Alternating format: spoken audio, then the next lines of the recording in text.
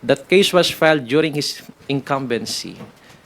It so happens that the arrest warrant was issued at the time of Marcos administration.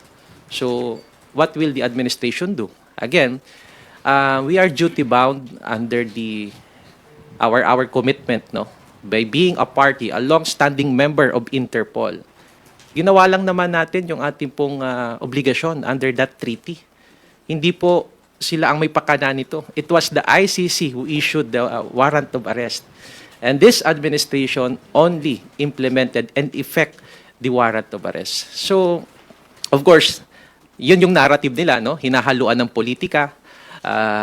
Siguro yun yung pananaw nila. But then again, it is clear that the Marcos administration has no hand in this case. It was the victims, it was the families of the victims of the EG case who filed this case.